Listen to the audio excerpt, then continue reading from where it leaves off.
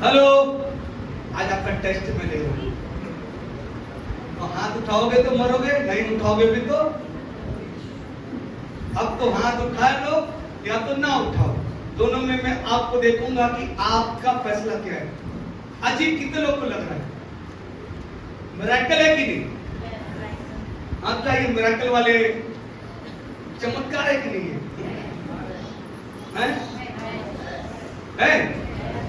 लेकिन चमत्कार होता कुछ नहीं है, चमत्कार है ही नहीं। ये तो कॉमन सी बात है, वो तो हालेलुया, कॉमन सी बात है, समझने की देरी है। बकरा मरा था, चलते हुए मैंने देख लिया।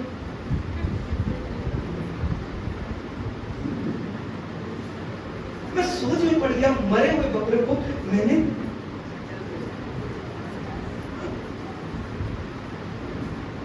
कितने लोग को समझ में आया? Hallelujah, hallelujah. इसलिए बोलता हूं, परमेश्वर का वचन, आज का वचन था, तुम्हारी बुद्धि का टेस्ट हो रहा है। किसका टेस्ट हो रहा है? अरे बुद्धि का टेस्ट हो रहा है, बुद्धि का टेस्ट हो रहा है, बुद्धि का। क्योंकि कई बार ऐसे ही फैसले आप देखते ही सुनते ही, हाँ ये तो मरा हुआ बकरा कैसे चला होगा। कुछ कुछ लोगों के दिमाग में ये चल रहा होगा, ये बकरा मर गया, ये कैसे उठा चला होगा,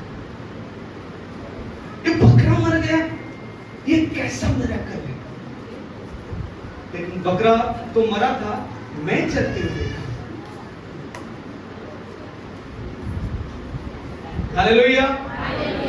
कहने का अर्थ ये है, याकूब की पुस्तक से पढ़ रहे हैं, मैंने आपको यही बताया था कि आप पढ़कर आना। 5वां वचन में क्या लिखा है?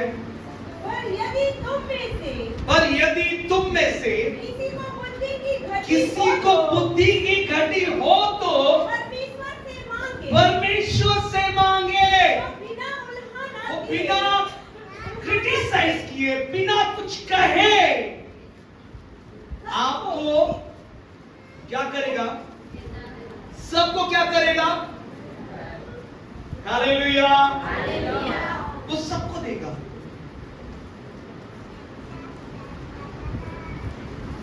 कितने लोग समझ में आया? समझ आया? याकूब अब ये चैप्टर में ये बात क्यों कहता है? क्योंकि वो 2 से एक बात को कहते हुए आ रहा है। कितने लोग सुने? 2 वचन में मैंने क्या सिखाया था? दूसरा वचन में क्या सिखाया था? तुम नाना प्रकार की परीक्षाओं में पढ़ो तो नाना प्रकार की परीक्षाओं में पढ़ो तो पूरे आनंद की बात समझो, पूरे आनंद की बात समझो, पूरे आनंद की बात समझो। Hallelujah, hallelujah. तो कई बार कुछ लोगों को ये आनंद नहीं लगता है, ये दुविधा लगता है, ये परेशानी लगता है, ये दिक्कत है, ये प्रभु मेरे साथ ऐसा क्यों कर रहा है, क्यों ऐसा मेरे साथ हो रहा है। कई कई लोग सवाल पूछते हैं कि ऐसा मेरे साथ क्यों घट रहा है। जब आप सवाल पूछते हैं खुदा को, तो खुदा कहता है बुद्धि की घटी, बुद्धि की, जोर से बोले बुद्धि की, जोर से बोले बुद्धि की, बुद्धि की। क्योंकि परमेश्वर का वचन इस बात से कहता है कि जब नाना प्रकार की परीक्षाएं तुम्हारे विश्वास को बढ़ाने के लिए, तुम्हारे धीरज को बढ़ाने के लिए, तुम्हें पूरा और सिद्ध करने के लिए है, तो फिर तुम किस बात के विषय में सोच रहे हो ज्यादा। और कई बार फैसला लेते समय हम क्या करते हैं? बुद्धि से ना लेकर हम अपनी बुद्धि का इस्तेमाल करते हैं। लिखा है ना, अपनी बुद्धि का इस्तेमाल ना करना और संपूर्ण मन से यहोवा पर भरोसा रखना, उसके वचनों पर भरोसा रखना।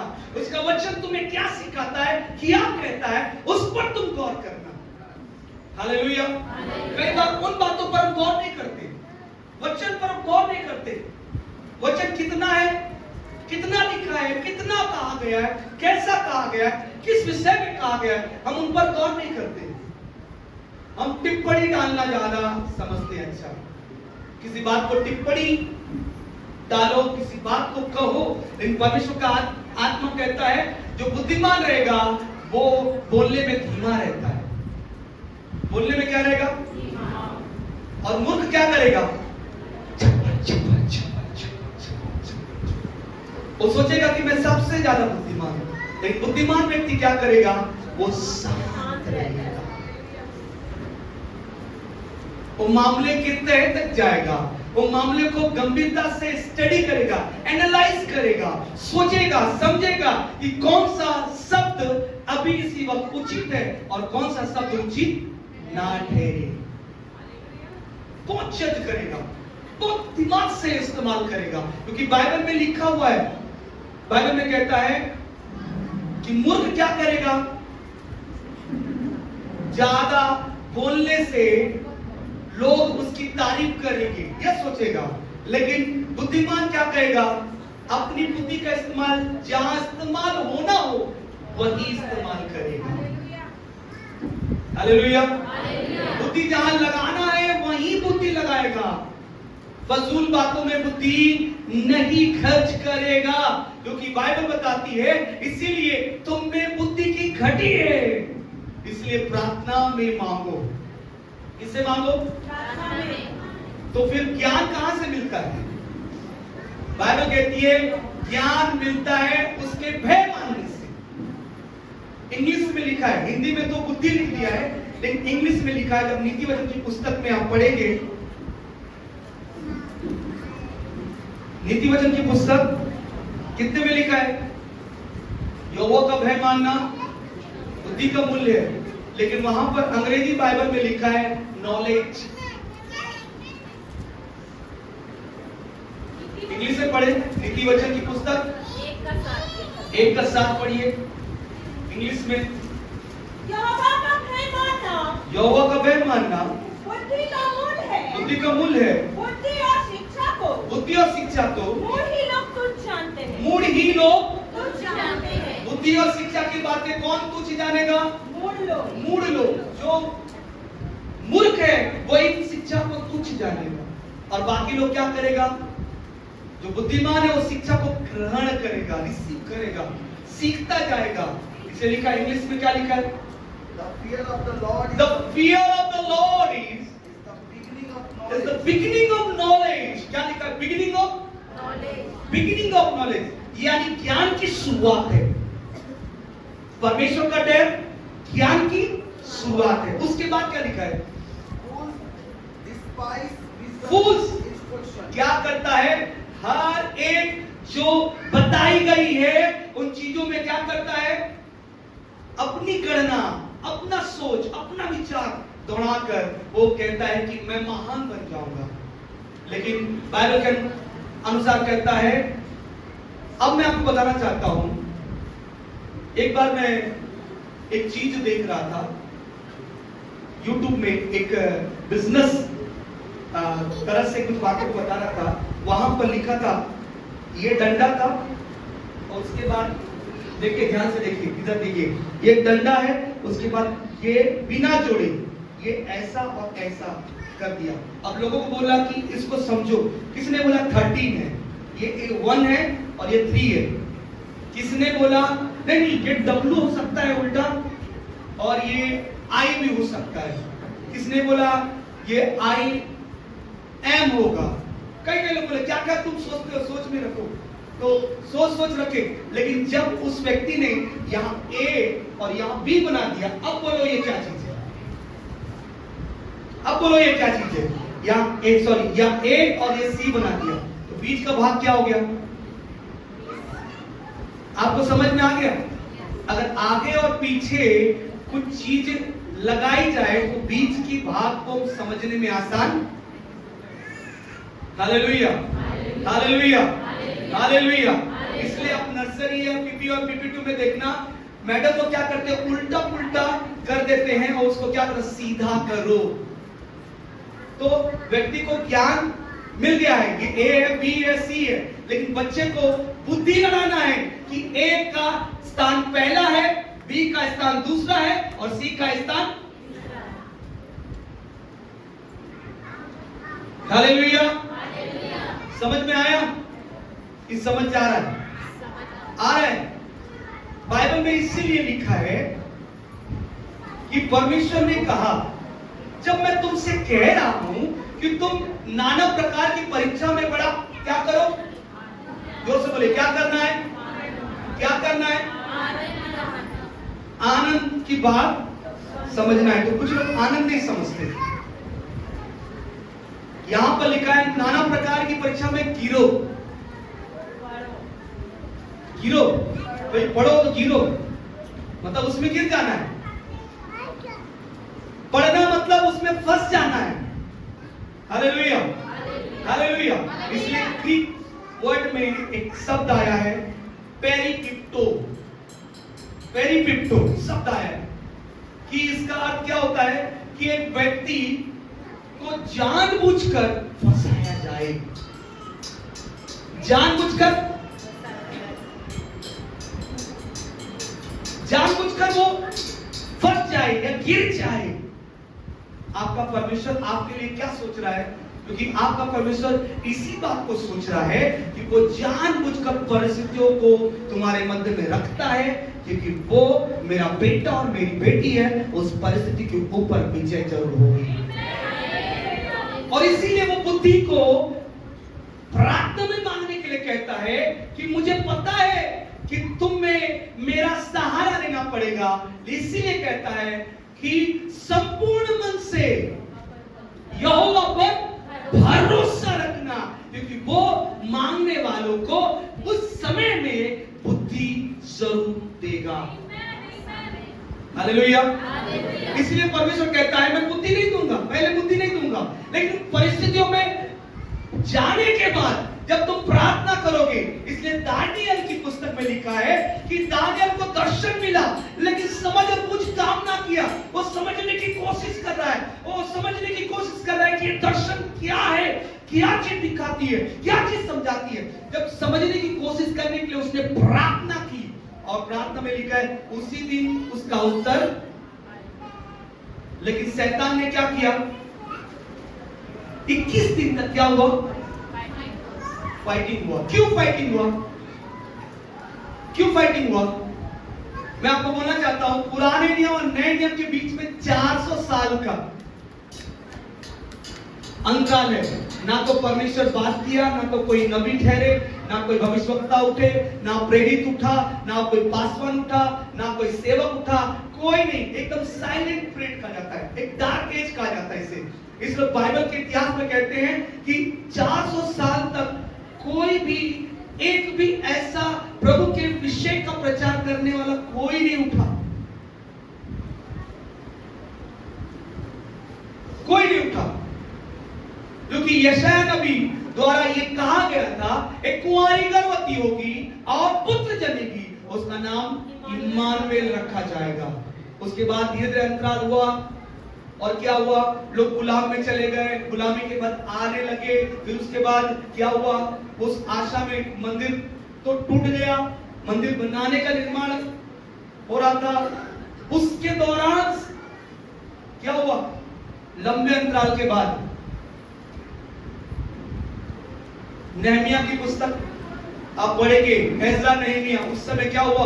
वो जब लौट कर आए, देखने लगे कि सब टूट गया है, बड़ा फूट फूट कर रोए, और वो लोग अपने वस्त्र फाड़कर फूट फूट कर रोए, और वो इंतजार कर रहे हैं कि वो जो हमारा विषय में जो उद्धार करता है, उसके विषय की भविष्यवाणी हुई है, वो जरूर आएगा। Hallelujah, hallelujah. समझ में आ रहे हैं? लंबे अंतराल, इसका मतलब है कि परमेश्वर ने उन्हें इस परीक्षा में पढ़ने दिया कि अब बुद्धि लड़ाओ। अब बुद्धि लड़ाने के लिए किसको भेजा? सबसे पहले सुसमाचार सुनाने के लिए बपतिस्मा देने वाले। क्या बोलकर? स्वर्ग का राज निकट है, मन फिरो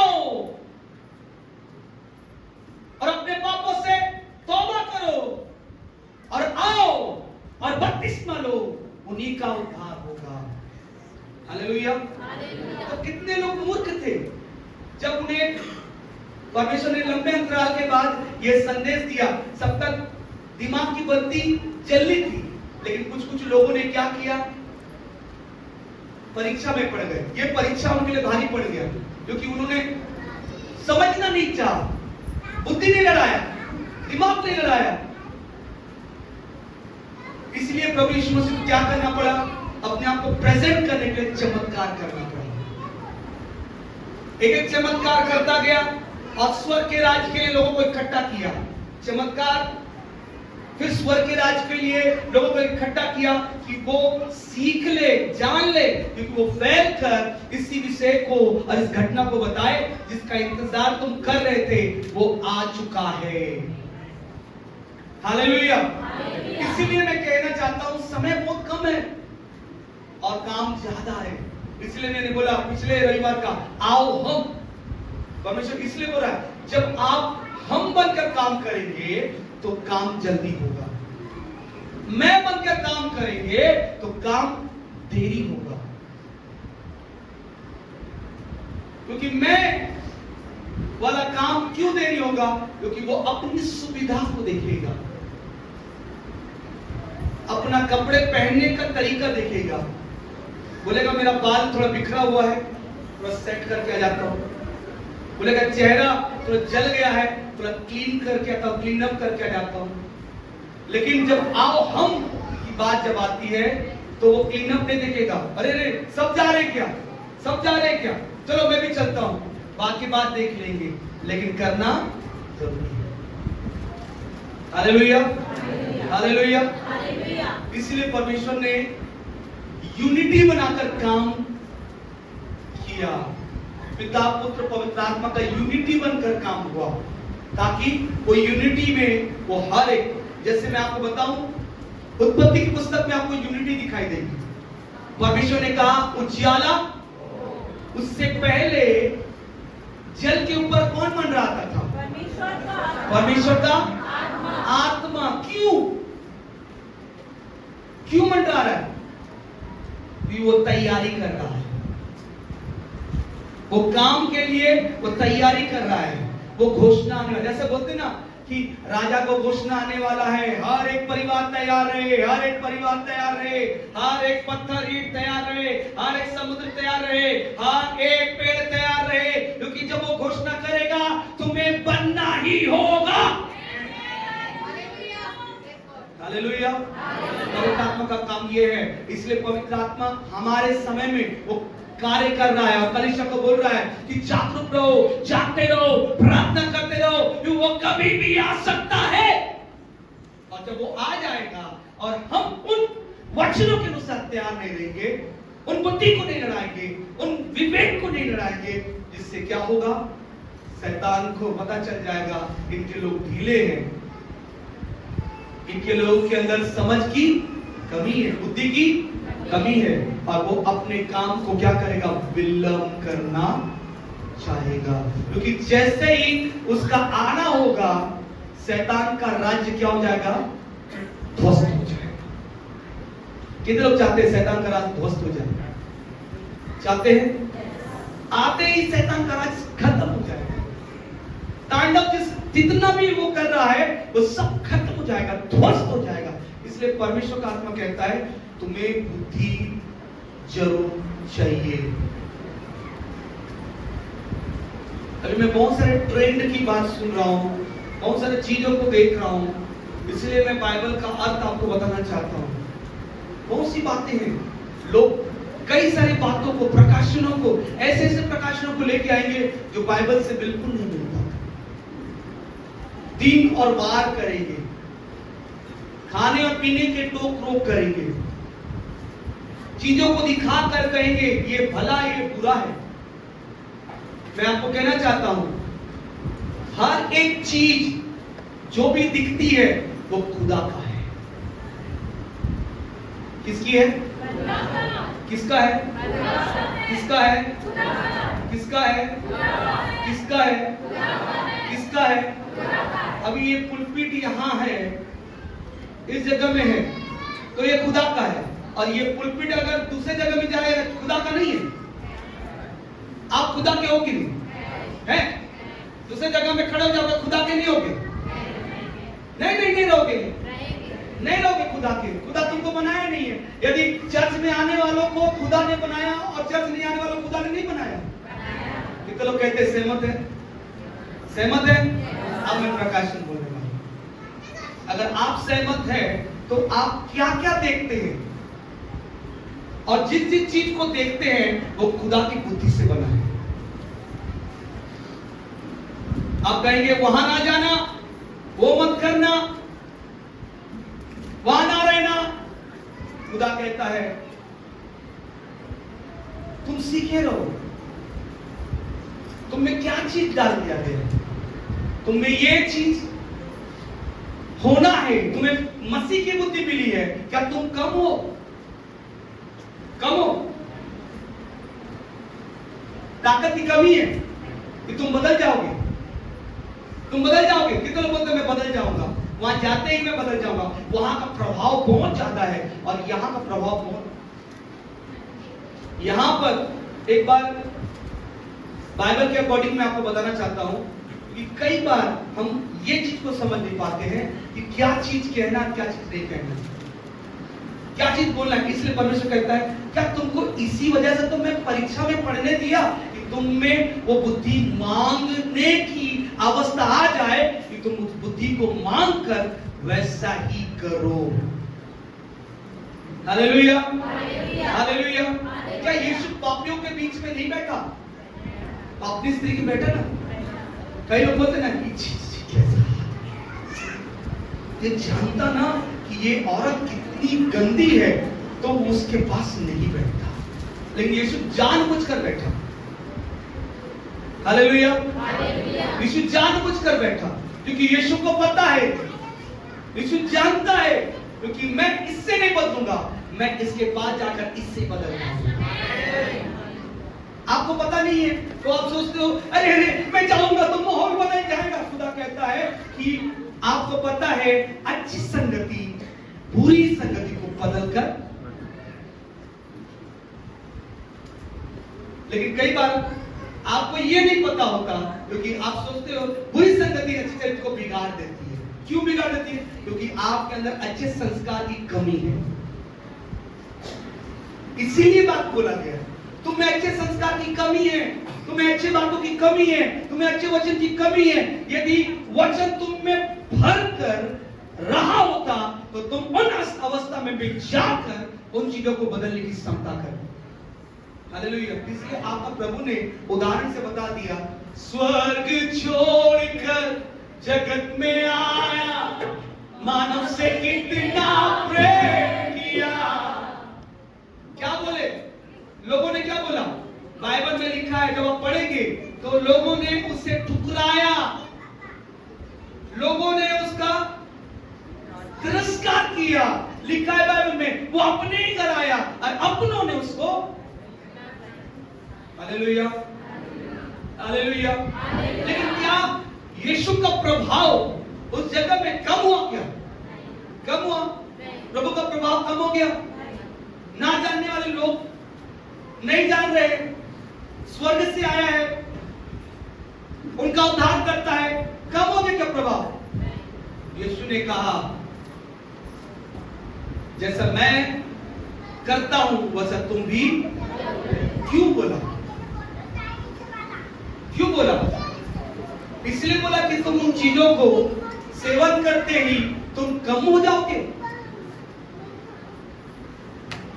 सेवन करते ही कम हो जाएंगे। कौन कहता है कि हम सेवन करते ही कम हो जाएंगे? मैं एक उदाहरण देता हूं आपको। आपका मकान बनाने वाला कौन? मनुष्य। मसीह था? मसीह था? नहीं था। उसने एक एक ईंट को छुआ है। एक एक ईंट की बिल्डिंग बनाई है, वो प्रभु का नहीं है, उसका हाथ अभिषिक्त नहीं है। तो तुम जब घर के अंदर घुसते ही अभिषेक क्यों आ जाता है? समझ में आया? आप क्या लिखते हैं? उस स्थान में पवित्र आत्मा का वास है, क्योंकि तुम में वो ताकत है कि वो जितना भी छुए वो तुम्हें श्रापित ना करेगा, क्योंकि वो तुम श्राप को बदलने वाले लोग हो। इसलिए परमेश्वर का वचन कहता है तुम में कुछ चीजों की सोच की कमी है, इसलिए तुम्हें परीक्षा में मैं क्यों पढ़ने दिया, इन विषय में क्यों पढ़ने दिया, इन चीजों में क्यों पढ़ने दिया, क्योंकि मैं तुम्हें सिखाना चाहता हूं कि तुम में उन वचनों का भेद खुल जाए, और वो भेद तब खुलेगा जब बुद्धि आएगी। भेद तब खुलेगा जब बुद्धि आएगी, भेद तब खुलेगा, ज्ञान तब बढ़ेगा, समझ तब काम करेगा जब बुद्धि आएगी। हालेलुया। सुलेमान ने क्या मांगा? ओ बुद्धि मांगा। मुझे धन और दौलत नहीं चाहिए, मुझे बुद्धि चाहिए। हालेलुया। क्या चाहिए? क्या चाहिए? खड़े खड़े न्याय कर देता था, एकदम से खड़े खड़े लोग उसको देखने आते थे, कैसी बुद्धि का इस्तेमाल करता है, इसके अंदर कौन सी बुद्धि काम करती है। हालेलुया। इसलिए नीति वचन की पुस्तक आप पढ़ेंगे ना तो आपको समझ में आएगा कि वो बुद्धि की बातें बार बार क्यों लिखता है, क्योंकि वो डरता था परमेश्वर से। इसीलिए बुद्धि उसके अंदर काम करती गई, ज्ञान काम करता गया, उसको वचन का डर था, खौफ था, इसलिए वो हर एक काम क्या करता गया। हालेलुया। पढ़िए क्या लिखा है? पर विश्वास से मांगे। याकूब 8 5 1 का 5। पर यदि तुम में से किसी को बुद्धि की घटी हो तो परमेश्वर से मांगे। यहाँ पर कमी के शब्द में ग्रीक भाषा में लिखा है लीपो। क्या शब्द आया है? लीपो। बोले लीपो। लीपो। लिखो नहीं, लीपो। और लीपो को लिखो। अब मैं बोलूंगा लीपो लिखो। क्या शब्द आया है? कमी। कमी पढ़ना। क्या होना? कमी पढ़ना। इसका अर्थ है कि पवित्र आत्मा से बात कर रहा है कि बुद्धि की कमी के कारण लोग परीक्षाओं को नहीं समझ पा रहे हैं, और उनमें विश्वास बढ़ता है, धीरज बढ़ता है, सिद्ध होंगे, समझदार बनेंगे, प्रभु के राज्य के लिए बढ़ोतरी का कारण बनेंगे। इसलिए उनके अंदर कमी है। किस बात की कमी है? सोफिया। बोलिए सोफिया। ग्रीक भाषा में आया है बुद्धि के लिए सोफिया। क्या चीज की कमी है? सोफिया का मतलब होता है परमेश्वर की बुद्धि। किसकी बुद्धि? बोलिए सोफिया। क्या चाहिए? क्या चाहिए? क्या चाहिए? यानी परमेश्वर की यदि परमेश्वर की बुद्धि आपको चाहिए तो आप में कमी है, लिपो है। क्या है? लिपो मतलब क्या है? आपको सोफिया की कमी है। तो किसकी कमी नहीं है? आपको आपके बुद्धि की कमी नहीं है। आप बहुत खतरनाक बुद्धिमान हैं। भयंकर बुद्धि से बात करोगे, भयंकर बुद्धि से समझोगे, भयंकर आपके पास बुद्धि है। खुदा ने आपको बुद्धिजीवी बनाया है। खाने की बुद्धि है? कितने लोग खाने की बुद्धि है? हाथ उठाइए। कितने लोग खाता है? हाथ से खाते हो ना? पाँव से कितने लोग खाने में? हाथ उठाइए। हाथ से खाते हैं? हाँ, तो बुद्धि है। टेस्ट कर लिया, आपका जांच कर लिया। हाँ, जांच कर लिया। पैसे खाते हो? नहीं, हाथ से। हाँ, बुद्धि है। जांच लिया। आपको मैं पूछा पैसे खाते हो? आपने क्या बोला? हाथ से खाते हैं। इसका मतलब टेस्ट कर लिया, रिपोर्ट, मेडिकल रिपोर्ट दे दिया, इनके अंदर बुद्धि है, बुद्धि है, बुद्धि है ना, बुद्धि है। लेकिन खुदा का वचन कहता है सोफिया की जरूरत है। कौन सी बुद्धि की कमी है? मैं आपको नहीं बोल रहा हूँ कि आप ए फॉर एप्पल नहीं समझ पा रहे हो, बी फॉर बॉल नहीं समझ पा रहे हो। ये खाने की वस्तु है, वो पेड़ है, वो क्या है, वो घड़ी है, वो पंखा है, वो बॉक्स है, वो माइक है, वो इंसान ये है, फलाना। आपको सोच समझ है, बुद्धि है। लेकिन खुदा कहता है तुम्हें कौन सी बुद्धि की घटी है? बोलिए सोफिया, सोफिया, परमेश्वर की बुद्धि। और परमेश्वर की बुद्धि कौन पाता है? जो प्रार्थना करता है। मुझसे मांगे, क्या लिखा है? मुझसे मांगे। मैंने तुम्हें बुद्धि दिया है, तुम्हें समझ है, लेकिन जब तुम्हें सोफिया की जरूरत हो, सोफिया की जरूरत कब होगी? जब तुम ऐसे परीक्षा में पढ़ोगे जिसमें तुम्हारी बुद्धि काम नहीं करेगी। कभी बुद्धि काम नहीं करती, लोग आत्महत्या कर लेते हैं, क्योंकि यही फाइनल एंड लास्ट डिसीजन है। एकदम से फांसी लगाओ, जहर खाओ, मर जाओ, ये लास्ट डिसीजन है, एकदम से लास्ट फाइनल डिसीजन है।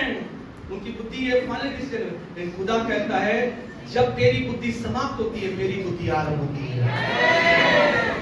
यहोवा का भय मानना आरंभ है। हिंदी में तो क्या मस्त लिखा है? बुद्धि का, यहोवा का भय मानना मूल्य है। मूल्य मतलब क्या है? शुरुआत है, चालू है आपके लिए। हालेलुया, यही आपके लिए चालू हो गया, यही आपके लिए हो गया, ये आपके लिए प्रकट हो गया।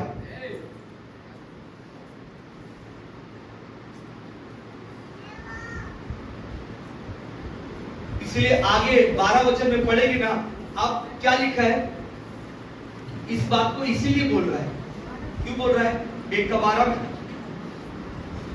धन्य है वह मनुष्य जो परीक्षा में स्थिर रहता है। परीक्षा में क्या रहता है? स्थिर रहता है, क्योंकि वह खरा निकल कर जीवन का वो मुकुट पाएगा जिसकी प्रतिज्ञा प्रभु ने अपने प्रेम रखने वालों से। हाँ, समझ में आया? परमेश्वर का वचन क्या कहता है? ये परीक्षा में जो तुम पढ़ने जा रहे हो, वो तुम्हारी बुद्धि की जरूरत नहीं पड़, बल्कि उसकी बुद्धि की जरूरत पड़ेगी। किधर बोल रहे हो? उसकी बुद्धि की जरूरत पड़ेगी। पड़ेगी कि नहीं? पड़ेगी कि नहीं? पड़ेगी कि नहीं? अपने समझ का सहारा वरन संपूर्ण मन से यहोवा और उसके वचन पर मनन करना, उसके वचन पर ध्यान करना, उसके वचनों को सुनना। हालेलुया। कई बार हम अपनी बुद्धि लड़ाते हैं और कहते हैं अरे चलता है, चलता है, अरे चल जाएगा, अरे दौड़ जाएगा। हमको इस बात का ज्ञान है, हमको इस बात का समझ है, हमको इस बात की बुद्धि है। लेकिन परमेश्वर आपको संकेत करेगा कि इस वक्त ये बुद्धि काम ना आएगी। Hallelujah, hallelujah. इसलिए कई बार आपको मैं बताना चाहता हूँ, कभी कभी आप फैसला लेते हैं कुछ करने का, और जब प्रार्थना करते हैं तो परमेश्वर क्या करता है? इस फैसलों के डायरेक्शन को बदल देता है, और बाद में पता चलता है कि अरे अगर वो फैसला लिया होता या किया होता तो आज में नुकसान नहीं होता। लेकिन खुदा ने सही वक्त में, ऐन वक्त पर मेरा डायरेक्शन बदलकर मुझे विपत्ति से बचा लिया। तब कौन सी बुद्धि काम आई? जब आपने प्रार्थना की, और प्रार्थना करते ही सोफिया आप पर उतर आए, और सोफिया ने बोला बेटा तू वहां मत जा। जब आपको परमेश्वर का आवाज आता है वहां मत जाओ।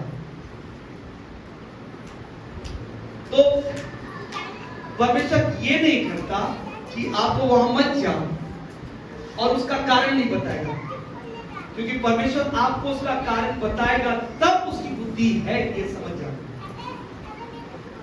हालेलुया। कई बार परमेश्वर का आत्मा आपको गाड़ी चलाते वक्त बोलेगा बेटा वहां मत जा, प्रार्थना में बैठते बेटा वहां मत जा, मकान खरीदते समय बेटा वो मकान मत कर, शादी करते समय बेटी बेटा वो शादी मत कर।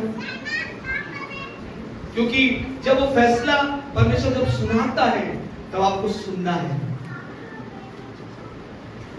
नहीं तो उसका बड़ा परिणाम आप आगे चलकर देखोगे। कई बार विवाह करने के बाद कुछ लोग पछताते हैं और कहते हैं मैं शादी करके फंस गया, कुछ लोग बोलते हैं मकान खरीद के फंस गया, कुछ लोग बोलते हैं कि चीजों को खरीद के फंस गया, वहां जाकर फंस गया।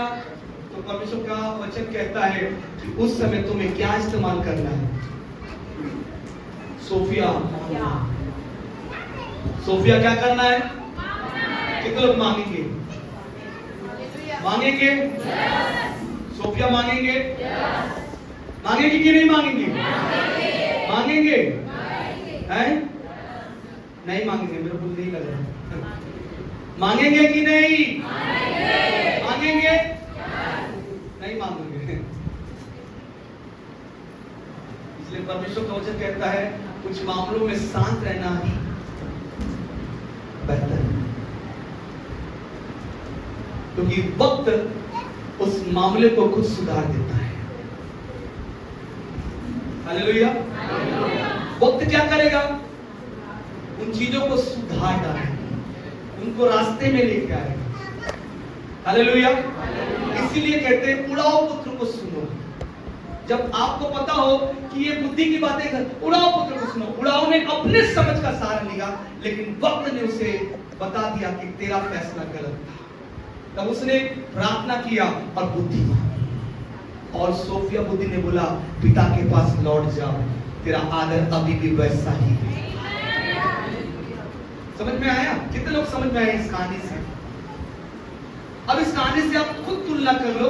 कई बार हम अपनी बुद्धि के अनुसार करते हैं और चलते हैं और कहते हैं कि हम ये करेंगे सफल हो जाएंगे, लेकिन पिता को मालूम है कि तुम वापस लौट के आओगे, क्योंकि तुम्हें मेरी शरण में ही आदर मिलेगा।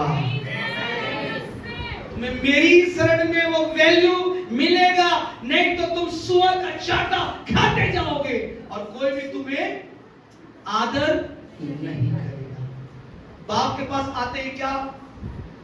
दूर से देखते ही, लिखा है दूर से देखते ही बाप दौड़ पड़ा और उसे गले लगा लिया, चूमा। बाइबल लिखा चूमा, उसे नए वस्त्र पहनाए, उसके पांव में जूती पहनाए, अंगूठी पहना रहे, और क्या कर रहे हैं?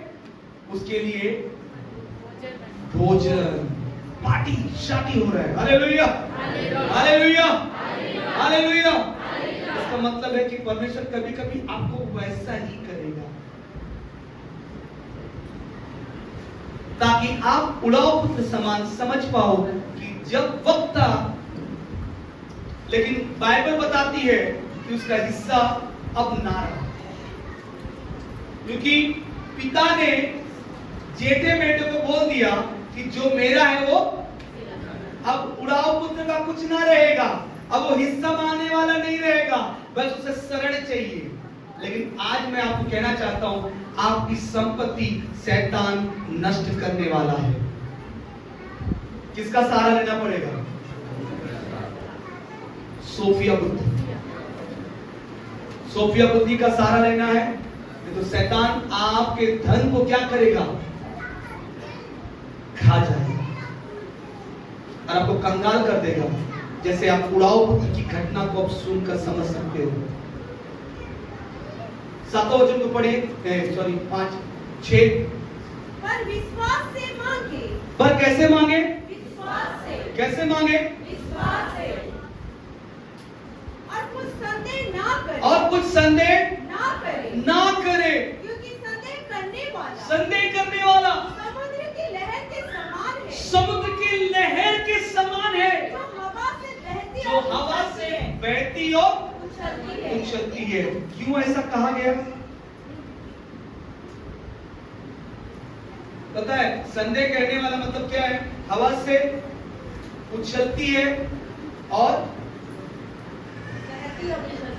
बहती है। मैं आपको बोलना चाहता हूं, नशा करने वाला की चाल कैसी होती है?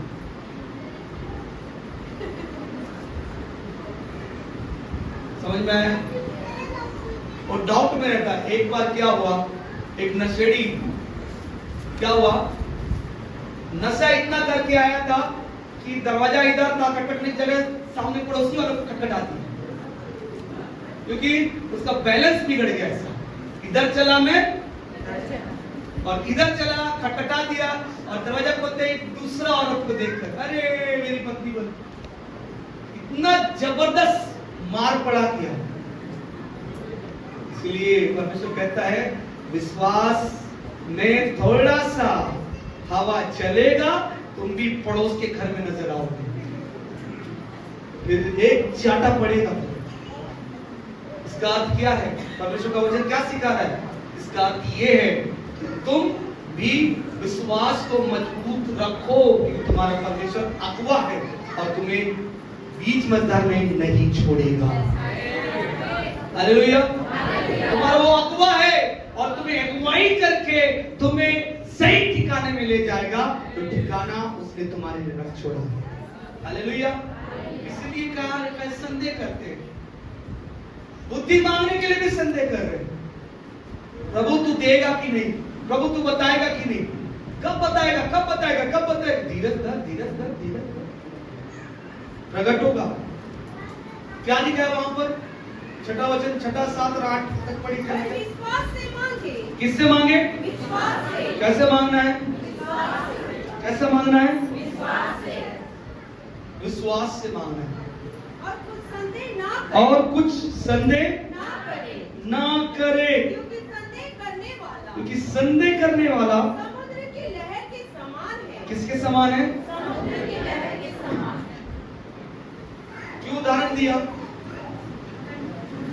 किसने उदाहरण दिया? क्योंकि तुम कभी भी मांगते हो तो तुम्हारा मांगना लहर समान रहता है। कैसे रहता है? कभी हवा चलेगी तो तुम कभी कभी इधर आओगे और फिर उधर चलेगी तो कभी कभी। इसलिए कई बार आपका विश्वास से रहता है, यहां नहीं मिलेगा तो वहां से ही मिलेगा, वहां से नहीं मिलेगा तो वहां से ही मिलेगा। मैं आपको कहना चाहता हूं, जिस मंडली में खुदा आपको जोड़ा है, इस वजह से जोड़ा है कि खुदा कहता है स्थिर रहकर मांग, मैं तेरे लिए संभव बनाऊंगा।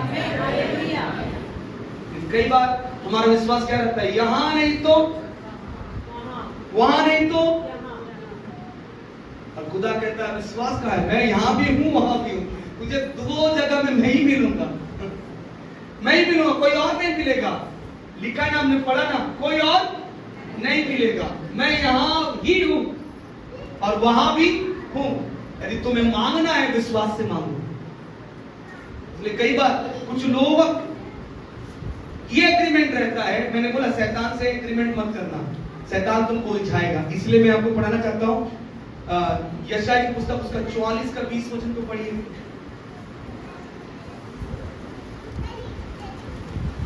एग्रीमेंट करके रखे शैतान के साथ, तो शैतान तुम्हें क्या करेगा? उनमें उलझाएगा कि तुम लहरों के समान होते जाओ और तुम्हें वो ना मिले। हवा चलाएगा, वो हवा चलाएगा, वो कहेगा इधर का हवा देगा, उधर का हवा देगा, तो तुम्हारा समय बर्बाद जाए और तुम स्थिरता से विश्वास को मजबूत ना कर सको।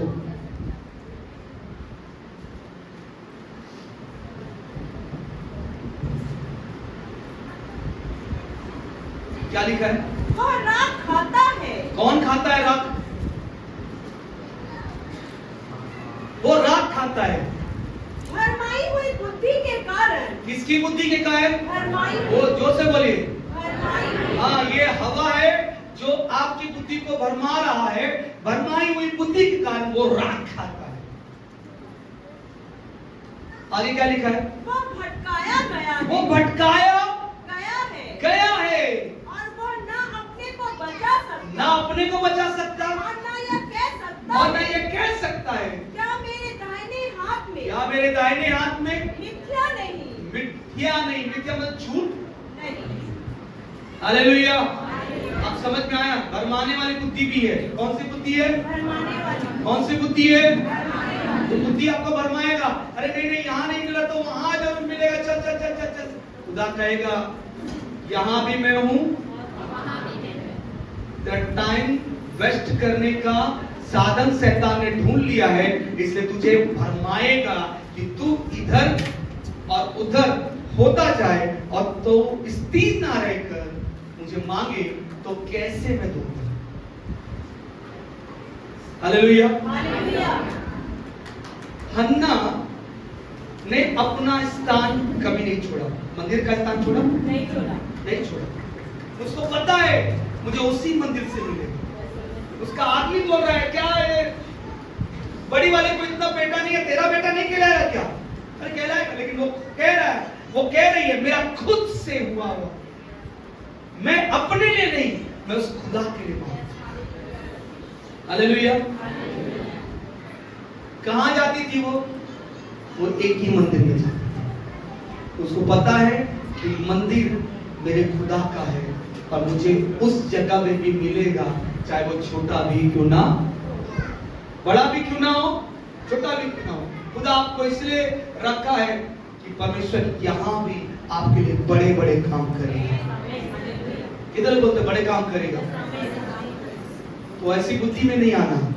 कोई भी आपको बोलेगा वहां चल यहां चल, तो आपको पढ़ना है वचन में क्या लिखा है, स्पष्ट क्या लिखा है, पढ़िए।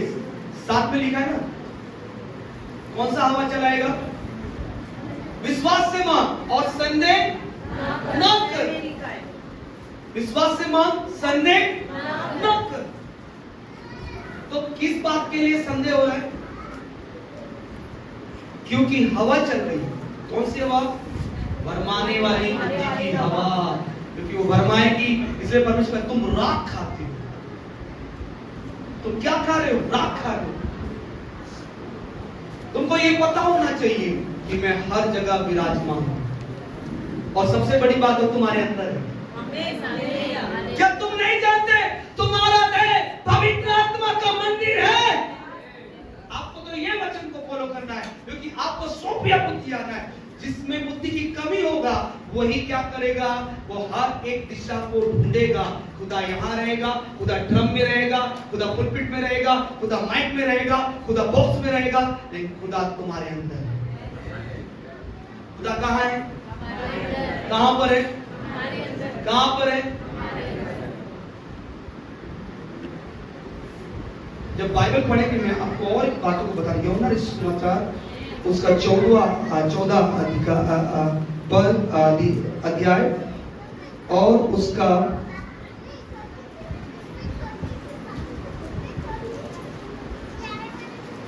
23 वचन को पढ़िए।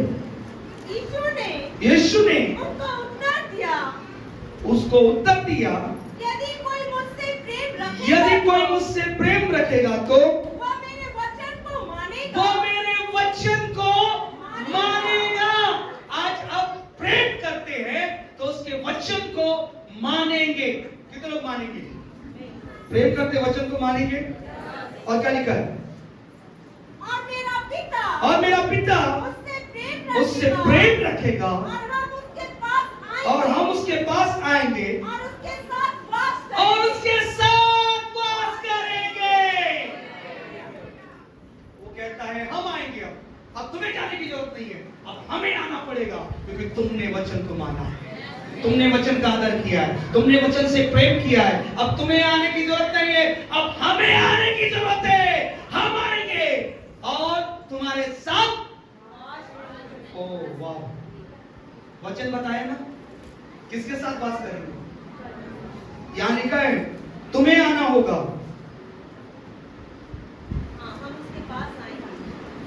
हम उसके पास आएंगे। कौन कहता है?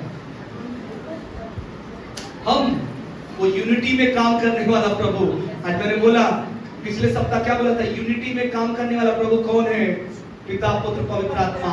आज कलीसिया कहता है यूनिटी में काम करो, क्योंकि वो यूनिटी का परमेश्वर है, एकजुट होने वाला परमेश्वर है। वो कहता है मेरे लोग, मेरी प्रजा। कभी भी लिया है नाम तो ये लिखा है मेरी प्रजा। नाम भी लिया याकूब का परमेश्वर। याकूब का परमेश्वर ऐसा ही नहीं लिखा, कई बार लिखा है अब्राहम, याकूब और इसहाक का परमेश्वर। कई बार ये चीज बताया है, कई बार बोला है इस्राएल का परमेश्वर। हालेलुया। इस्राएल एक बड़ी जाति को परमेश्वर दिखाता है, इसलिए परमेश्वर का आत्मा कहता है आज से आपको समझना है कि परमेश्वर आपसे बात क्या कर रहा है। इस्तेमाल करेंगे अपनी बुद्धि से, हैं? इस्तेमाल करेंगे, कितने लोग इस्तेमाल करेंगे? वो ना खाना, वो ना पहनना, वो ना जाना, उधर ना करना। मैं आपको बताना देना चाहता हूं, कोई श्राप नहीं है। यीशु ने हर एक चीज आशीषित कर दिया है। इसलिए खुदा कहता है जो भी तुम देखते हो वो आशीष है, क्योंकि तुम्हारी नजरें मेरी नजरें हैं।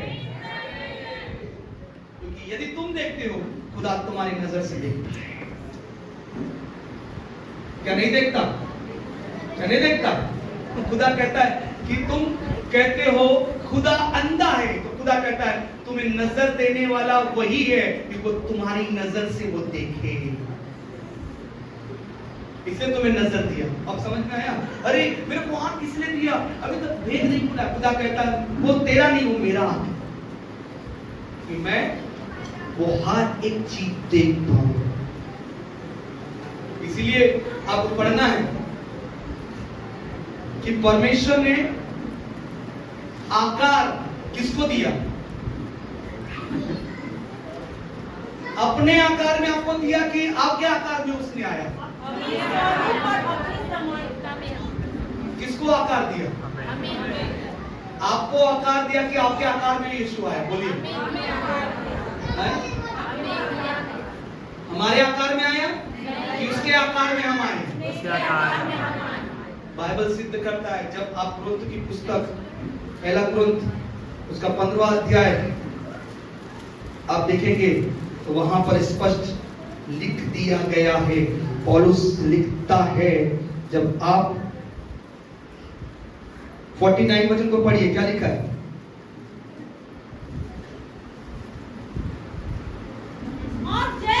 और जैसे हमने उसका रूप धारण किया जो मिट्टी का था, वैसे ही उस स्वर के रूप का भी धारण करेंगे। Hallelujah, hallelujah. खुदा कहता है वो अपना रूप तुम्हें दिया है, तो हमें किसके अनुसार चलना है? हालेलुया। किसके अनुसार कहना है? इसलिए मैं बोलता हूं बोलने वाले ज्यादा मत बनो। अभी आएगा, तीसरे अध्याय में है, बोलने वाले ज्यादा मत बोलो। जितना ज्यादा बोलोगे उतना तुम न्याय के घेरे में आ जाओगे। इसलिए परमेश्वर कहता है तुम्हें बुद्धि अभी से मांगना है, सोफिया मांगना है। इसलिए हर जगह, हर स्थान में शांत रहो, चुप रहो।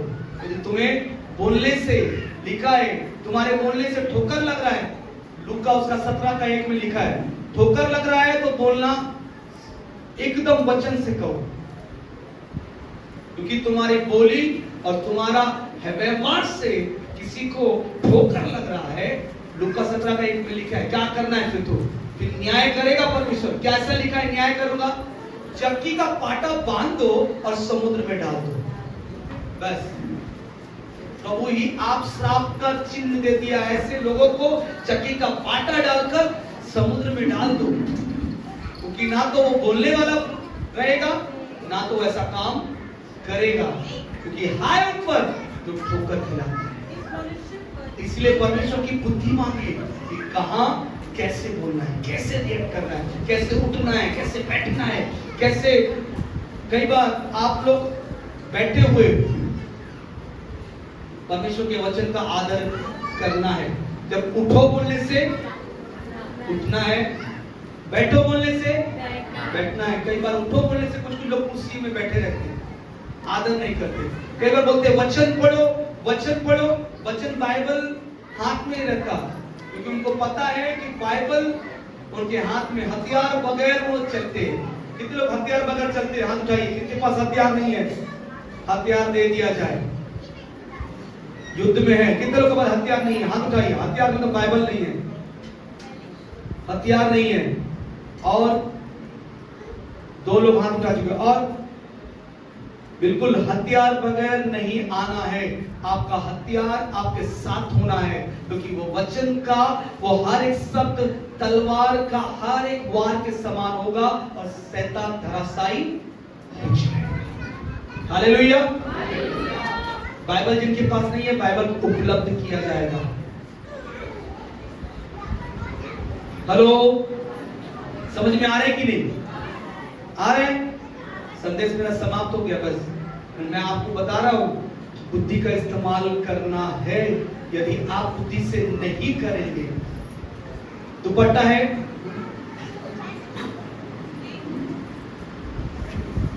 कहां गया दुपट्टा?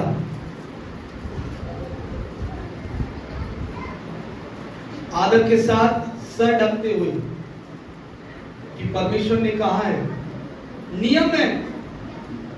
इसलिए पौलुस कहता है 11वां अध्याय में, पहला कुरिन्थियों 11वां अध्याय का पहला वचन पढ़िए, जैसे मैं चलता हूं वैसा तुम भी चलो, क्योंकि मैं उसकी चाल चलता हूं। जो वो चलता है वैसा मैं चल रहा हूं। इसलिए मैं तुम्हें उदाहरण देता हूं कि तुम मुझे देखकर चलो। तो आपको देखकर लोग चलेंगे। आप अगर नहीं चलेंगे तो लोग आपको देखकर कैसे चलेंगे? समझ में आ रहा है कि नहीं? पौलुस क्या बोल रहा है?